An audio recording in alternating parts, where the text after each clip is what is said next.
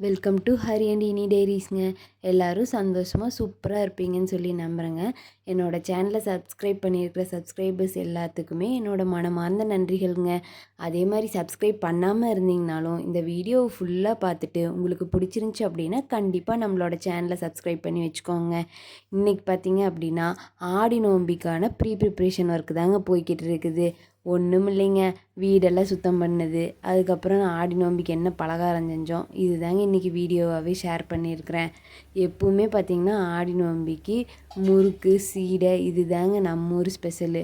அது கொஞ்சம் வித்தியாசமாக பண்ணலான்னு சொல்லிட்டு தாங்க நாம் இன்றைக்கி சீடைக்கு பதிலாக ஒரு சின்ன இனிப்பு கச்சாயமும் முறுக்குக்கு பதிலாக மிச்சரும் செஞ்சு வச்சுருக்குறோமுங்க. ஃபஸ்ட்டு பார்த்திங்கன்னா காலையிலேயே வீடெல்லாம் சுத்தம் பண்ணிடலான்னு சொல்லிட்டு வீட்டில் இருக்கிற அழுக்கு துணி அத்தனையும் துவைக்க கொண்டு போயாச்சுங்க. எங்கள் வீட்டில் வாஷிங் மிஷின்லாம் கிடையாதுங்க. எங்கள் அம்மா கை என் கையும் தாங்க வாஷிங் மிஷினு. ஓடுற தண்ணியில் துவைக்கிறதுனால எங்களுக்கு பெருசாக சிரமமே தெரியாதுங்க. 2 பேர் வந்துட்டால் பையனை எங்கே அப்படின்னு தானேங்க பார்க்குறீங்க. தம்பி தூங்க வச்சுட்டு தாங்க இந்த வேலைக்கே வர்றது. காவலுக்கு தாத்தாவே உட்கார வச்சிடுறதுங்க. நீங்களே பார்த்துருப்பீங்களே, கொள்ளு தாத்தாவும் கொள்ளு பேரனு எப்படி கொஞ்சிக்கிட்டாங்கன்னு ஒரு ஷார்ட்ஸில் சேவ் பண்ணி வச்சுருக்கீங்களே, அந்த மாதிரி தாங்க. தாத்தா உட்காந்து அவர் எந்திரிக்கிறாரா இல்லையான்னு எங்களுக்கு பார்த்து ஹிண்ட்டு கொடுத்துக்கிட்டு இருப்பாருங்க. நாங்கள் ஓடி வந்துடுறதுங்க. அப்படி தாங்க இப்போ எங்களோட வாழ்க்கை போய்கிட்டு இருக்குது. இதை ஒரே ஆளாக துவைச்சிக்கிட்டு இருந்தோம் அப்படின்னா கண்டிப்பாக மதியம் ஆயிருங்க. இதே 2 பேரும் போனோம் அப்படின்னா சீக்கிரமாக வேலையாயிருன்னு சொல்லிட்டு எப்போவுமே இந்த மாதிரி ஒரே நாளில் வீடெல்லாம் துடைச்சி எல்லாம் பண்ணோம் அப்படின்னா 2 பேருமே களத்தில் இறங்கிடுறதுங்க.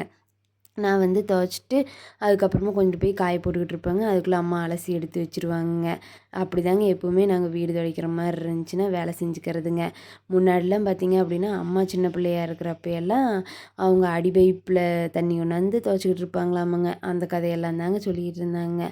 இல்லை அப்படின்னா கிணத்துல சேர்ந்தி அதை பக்கெட்டில் மோந்து துவைப்பாங்களாங்க. இப்போ என்னங்க நம்ம ஓடுற தண்ணியில் துவைக்கிறதுக்கு, அதை தாங்க அம்மா சொல்லிகிட்டு இருந்தாங்க. அந்த பழைய கதையெல்லாம் பேசிக்கிட்டு துவைக்கிற சலிப்பே தெரியாமல் துவைச்சிக்கிட்டு இருந்தோம்ங்க.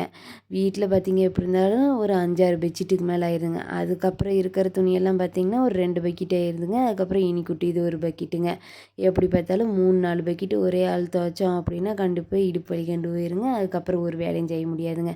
அதுக்கு 2 பேர் செஞ்சுட்டோம் அப்படின்னா 2 பேர்த்துக்கும் பெருசாக சிரமம் இருக்காதுன்னு சொல்லிட்டு கொஞ்சம் வேலையை ஷேர் பண்ணி செஞ்சுக்கிறதுங்க. வீடெல்லாம் வலித்து முடித்து எல்லா வேலையும் முடிச்சுட்டுங்க பலகாரம் செய்யலான்ட்டு அடுத்த நாள் இந்த வேலையை தாங்க செஞ்சுக்கிட்டு இருந்துச்சு. ஒரு தாரே பார்த்திங்க அப்படின்னா செவ்வாழைப்பழம் பாதி இதில் ஒடிஞ்சு போச்சுங்க. இந்த ஆடி காற்றுக்கு ஒரு தார் கூட நிற்கிறது இல்லைங்க. சரி இவ்வளோ பழத்தை நம்மளால் சாப்பிடவே முடியாது, இருக்கிறதே இருக்குது நம்ம வீட்டில் சத்து மாவு, அதில் கச்சாயம் மாதிரி செஞ்சிடலாம் அப்படின்னு சொல்லிட்டு அது தாங்க செஞ்சுக்கிட்டு இருந்துச்சு. இதுக்கு பார்த்திங்கன்னா நான் 1 கிலோ கிட்ட சத்து மாவு எடுத்துக்கிறேங்க. 2 பாக்கெட் சத்து மாவு போட்டுக்கிட்டேங்க. அது கூடவே பார்த்திங்க அப்படின்னா ஒரு 10 வாழைப்பழத்தை போட்டுக்கிட்டேங்க. இது நல்லா கனிஞ்சிருந்த வாழைப்பழங்க. அதனால பார்த்திங்கன்னா 10 வாழைப்பழம் கரெக்டாக இருந்துச்சுங்க.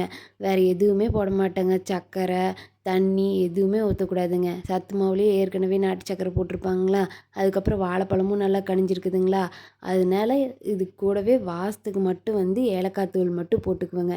இந்த 3ஐயும் போட்டு நல்லா பிசைஞ்சு எடுத்துக்கணுங்க.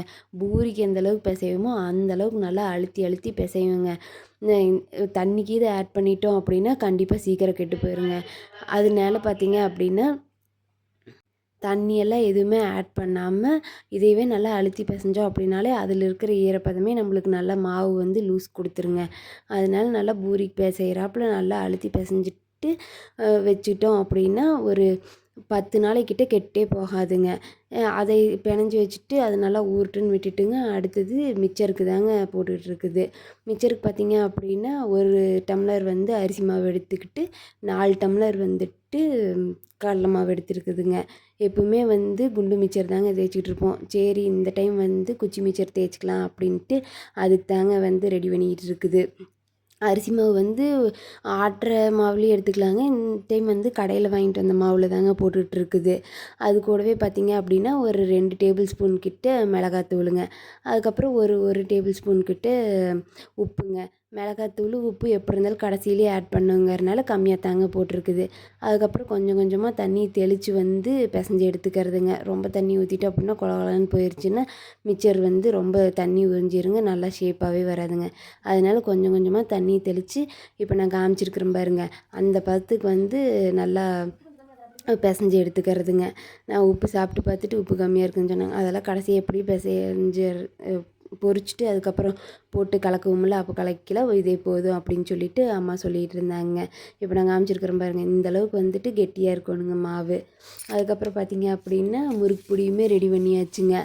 இந்த முறுக்கு பொடியில் கரெக்டாக இந்த மிச்சர் தேய்க்கிறதுக்கான ரவுண்ட் எதுவோ அதையும் போட்டு ரெடி பண்ணி கொண்டு போயாச்சுங்க. இப்போ பார்த்திங்க அப்படின்னா எந்த பலகாரம் செய்கிறதுனாலுமே இந்த பெரிய வடை சட்டி எடுத்து வச்சுக்கிறதுங்க. இரும்பு வடை சட்டி ஒன்று என்னோடய கொள்ளம்மாயிங்க அவங்களோடது இருக்குதுங்களா, அதை எடுத்து வச்சுக்கிறதுங்க. முன்னாடிலாம் அவங்க வந்து கச்சாயம் செய்கிறதுனா இதில் தான் செஞ்சு கொடுப்பாங்களாங்க. அது அப்பா சொல்லுவாங்க பாருங்க, ஒரு கரண்டி மாவு எடுத்து அப்படியே ஊற்றுவாங்களாமாங்க நல்லெண்ணெயில். அவ்வளோ டேஸ்ட்டாக இருக்குமாமா. செக்கில் ஆட்டி செஞ்சு கொடுப்பாங்க அப்படின்லாம் சொல்லிகிட்டு இருப்பாங்க. அவ்வளோ டேஸ்ட்டு வராட்டி போகுது, நாம் ஏதோ அந்த அம்மாயியோட வடை சட்டியில் செஞ்சு அதில் ஒரு பாதி டேஸ்ட் வந்தால் கூட போதுமேன்னு சொல்லிவிட்டு அந்த வடை சட்டியிலேயே செய்கிறதுங்க. எப்போவுமே பார்த்திங்க அப்படின்னா சின்ன சின்ன ரவுண்டாக வந்து முன்னாடி உருட்டி வச்சுக்கிறதுங்க. இதில் 2 ரீசன் இருக்குதுங்க. ஒன்று, எங்கள் ஆள் எந்திரிச்சிட்டாரு அப்படின்னா ஒரு ஆள் கண்டிப்பாக அவரை பார்த்து ஆகணுங்க. இல்லை அப்படின்னா கண்டிப்பாக அழுகாச்சி தாங்க வரும். கையில் எடுத்து வச்சே ஆகணுங்க. இப்போல்லாம் வந்து படுத்திருக்கிறதும் இல்லைங்க, உட்காந்துருக்கிறதும் இல்லைங்க. அதனால் அவர் எந்திரிச்சிட்டா என்ன பண்ணுறதுன்ட்டு ஃபஸ்ட்டே 2 தட்டத்தில் உருட்டி வச்சுக்கலான்னு சொல்லி உருட்டி வச்சுருதுங்க. இன்னொரு காரணமும் இருக்குதுங்க. நாம் அப்பப்போ போட்டோம் அப்படின்னா முள்ளாக இருக்கிறாப்புல இருக்குதுங்க. இப்படி ரவுண்டாக உருட்டி வச்சிட்டோம் அப்படின்னா எல்லாம் ஒரே ஷேப்பாக இருக்கிறாப்புலே இருக்குதுங்க. நம்மளுக்கு போடுறதுக்குமே வந்து ஈஸியாக இருக்குங்க. அதனாலேயே பார்த்திங்க அப்படின்னா இந்த சின்ன கச்சாயம் செய்கிற மாதிரி இருந்துச்சு அப்படின்னா 2 தட்டத்தில் முன்னாடி உருட்டி வச்சிடுறதுங்க. எடுத்து போடுறதுக்கு ஈஸியாக இருக்குங்க. அந்த அப்போ அத்திக்கு போடுற மாதிரி இருந்துச்சு அப்படின்னா எப்படி இருந்தாலும் ஒரு அடைசு போடுறதுக்கே ஒரு 3 to 4 நிமிஷம் ஆகுங்க. இது பார்த்திங்க அப்படின்னா 2 நிமிஷத்தில் போட்டுடலாமுங்க. இதில் பார்த்திங்கன்னா டைமும் சேவ் ஆகுதுங்க, நம்மளுக்கு வேலையுமே ஈஸியாகுதுங்க. அதனால வந்து நீங்கள் இந்த மாதிரி செய்கிற மாதிரி இருந்துச்சுன்னா இந்த டிப்பை வந்து ஃபாலோ பண்ணி பாருங்கள். கண்டிப்பாக உங்களுக்குமே யூஸ்ஃபுல்லாக இருக்குங்க. என்னமோ பார்க்குறதுக்கு குலாப் ஜாமுன் மாதிரியே இருக்குங்க. நீங்கள் ஒரு குண்டால் எடுத்து போட்டு வச்சு பார்த்தீங்க அப்படின்னா குலாப் ஜாமுன் போட்டு வச்சுருக்குறாப்லையே தாங்க இருக்கும். என்னங்க ஜீரோ ஒன்று தாங்க மிஸ்ஸிங்கு. இதில் கிளறி விடுறப்பயே பாருங்கள், அப்படியே குலாப் ஜாமுனை நம்ம எடுத்து போட்டு கிளறுனா எப்படி இருக்கும், அதே மாதிரி தாங்க இருக்கும். கண்டிப்பாக நீங்கள் இதை செஞ்சு வச்சுக்கிட்டீங்க அப்படின்னா 10 நாளைக்கு வந்து வீட்டில் ஸ்நாக்ஸுக்கு கவலையே இருக்காதுங்க. ஏன்னா அவ்வளோ ஆகுங்க. நீங்கள் ஒரு 1/2 கிலோ மாவில் செஞ்சுக்கிட்டிங்கன்னா கூட ஒரு வாரத்துக்கு வந்து கண்டிப்பாக இருக்குங்க. அதை செஞ்சு முடிச்சிட்டிங்க. அடுத்தது வந்து மிக்சர் தேய்க்க ஆரம்பித்தாச்சுங்க. மிக்சருமே பார்த்திங்க அப்படின்னா சூப்பராகவே வந்துருந்துச்சுங்க. இதுவுமே வந்து கொஞ்சம் சீக்கிரமாக செய்கிற மாதிரி தாங்க இருக்கும். இந்த குண்டு பூந்தி மிக்சர் கூட 1 நிமிஷம் வேகணுங்க. இது ரொம்ப மெலிசாக இருக்கிறதுனால சீக்கிரமாகவே டக்குன்னு வந்துட்டு திருப்பி போட்டு எடுக்கிற மாதிரி தாங்க இருக்கும். அம்மா தாங்க எடுத்துக்கிட்டு இருந்தாங்க. அதுக்குள்ளே நாங்கள் சொன்ன மாதிரி இனின் குட்டி எந்திரிச்சிட்டாப்லைங்களா, அப்புறம் அவரை போய் எடுத்துக்கிட்டு அம்மா சரி நீ அவரை போய் எடுத்துக்கிட்டு போய் கருவேப்பிலை கொண்டு வந்துருன்னு சொன்னாங்க. நம்ம வீட்டுக்கு பக்கத்துலேயே கருவேப்பிலை இருக்குதுங்களா, அதையும் கொண்டு வந்துட்டுங்க. அம்மா சுற்றுறத பார்த்து இந்த மிக்சர் சேர்த்து ரொம்ப நாள் ஆச்சு நானும் தேய்க்கிறேன் அப்படின்னு சொல்லிட்டு நான் ஒரு இது மட்டும் இனியன் குட்டியை அம்மாட்ட கொடுத்துட்டு 1 மட்டும் நான் தேய்ச்சனுங்க. தேய்ச்சிட்டு அப்புறம் ஹேண்ட் ஓவர் பண்ணியாச்சுங்க. அம்மாக்கிட்டேயே போயிருப்பேன். அப்புறம் அம்மா தாங்க ஃபுல்லாகவே செஞ்சுட்டு இருந்தாங்க. நான் கூடவே இருந்து பார்த்துட்டு தாங்க இருந்தேன். அதுக்கப்புறமா பார்த்திங்க அப்படின்னா ஃபுல்லாக மிக்சர்லாம் தேய்ச்சி முடிச்சுட்டு நம்ம வீட்லேயே இருக்கிற வேர்க்கடலை போட்டு அதையுமே வந்து நல்லா பொரித்து எடுத்தாச்சுங்க. அது ஃபஸ்ட்டு அப்படியே கரண்டிலே வச்சு தாங்க பொரிக்கலான்னு பார்த்தா எண்ணெய் கம்மியானாலும் பொரிக்க முடியலைங்களா, அப்புறம் உள்ளேயே போட்டாச்சுங்க.